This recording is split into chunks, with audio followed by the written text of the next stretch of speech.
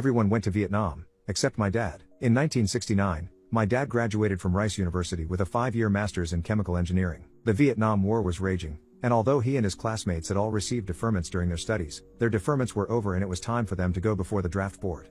Most of his classmates weren't worried, because they were slated to see the Houston Draft Board, which had a reputation for handing out continued deferments like Halloween candy.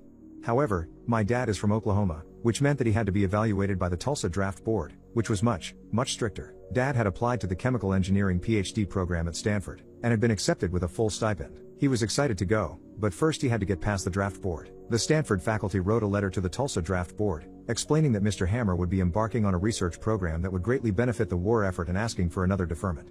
The Tulsa Draft Board wrote back in short order. Mr. Hammer had already benefited from the only deferment he was going to get, and thus he was to present himself to the Army Physical Examination Center post haste. Dad was sad to lose his shot at a PhD, but not too sad, because now he could marry my mom. He'd also had several job offers already, so he accepted an offer from Exxon and he and my mom got married. His superiors at Exxon wrote another letter to the Tulsa Draft Board, explaining that Mr. Hammer was now gainfully employed in the oil and gas industry, where he would be conducting engineering research that would greatly benefit the war effort, and asking for another deferment. Just as quickly, the Tulsa Draft Board wrote back, reiterating that Mr. Hammer was not going to receive another deferment, and that if he didn't hurry up and get his Army physical, they might have to get the law involved. Disappointed, my dad went to his Army physical as scheduled. He's always been a healthy guy, and he performed just fine on most of the examinations, up until the very end, when they measured his heart rate.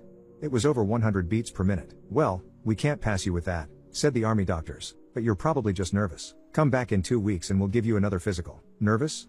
said my dad to himself. "I can work with that." For the next 2 weeks, my dad spent every spare moment basically teaching himself the opposite of meditation. He'd close his eyes and think of the most horrifying mental images he could, trying to drive his heart rate as high as possible. Finally, the day of the physical arrived, and things went much as before. He passed nearly everything with flying colors, but when the time came to measure his heart rate, once again it was well over 100. The Army doctors promptly diagnosed him with tachycardia, scored his physical 4F, and sent him home. He's in his 70s now, and apart from his mysteriously high heart rate, which I inherited, he's always been in great cardiac health and still is.